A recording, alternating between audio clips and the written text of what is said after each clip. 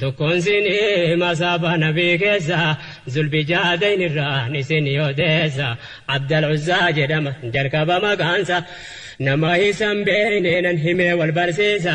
karaan irra deeme nisin agarsiisa Muzaniyyii jedhama bakki dhalootasaa isa daa'imummaan jiru du'e abbaansa wasiila tokko qaba baay'eedha sooressa fuudhee guddifate qabeenya ofii keessa achitti guddate wayyaa'e umriinsa mucaan qalqumasaatu qalbii qabeessa horii wahii kennee booda wasiillisaa naggaadota wajjin deema biyya keessa nagadee argate deebisee horiisa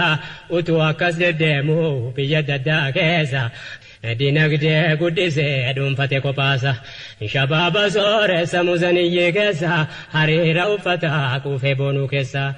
guddate duniyaansa umriinsa ijoollummaa natamannaa waalika akka bisalamaa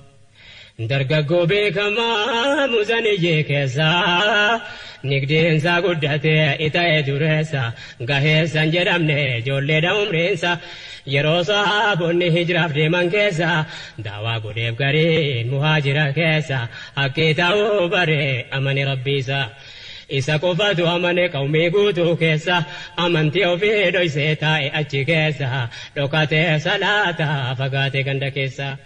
hamma yooman dhoysa jedhee ka'een himaa natamannaa waalika akka bisalaama himee dirree baase amanuu rabbiisa walgaheetti ka'ee biyyiin faaliinsa hundarratti hammaate miidhe wasiillisa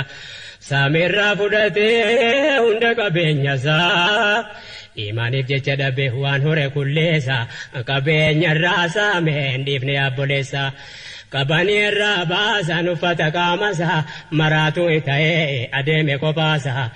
bahee ganda keessa madiinatti adeeme natamannaa waalika akka bisalaama tokkoon sinii masaaba nabii keessa zulbijaadayn irraa nisin yoodeessa Abdal Uzzaa jedhama jalqaba maqaansa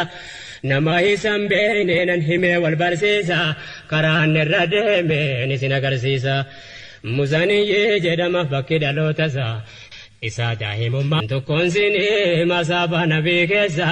zulbijaadayn irraa nisin yoodeessa Abdal Uzzaa jedhama jalqaba maqaansa nama hisan beeynenan himee wal barsiisa karaan irra deeme nisin agarsiisa Muzaniyyii jedhama bakki dhalootasaa isa daa'imummaan jiru du'e abbaansa wasiila tokko qaba baay'eedha sooressa fuudhee guddifate qabeenya ofii keessa achitti guddate wayyaa'e umriinsa mucaan qalqumasaatu qalbii qabeessa horii wahii kennee booda wasiillisaa naggaadota wajjin deema biyya keessa nagadee argate deebisee horiisa utuu akkas deddeemu biyya daddaa keessa dinagdee guddisee dhuunfate kophaasa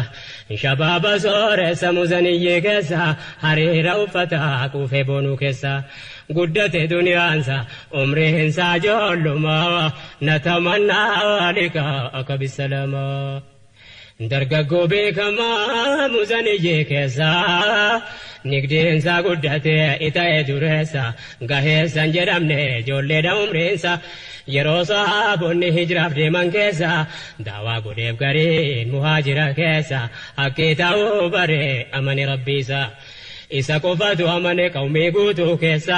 amantii ofii dhoysee taa'e achi keessa dhokatee salaata fagaate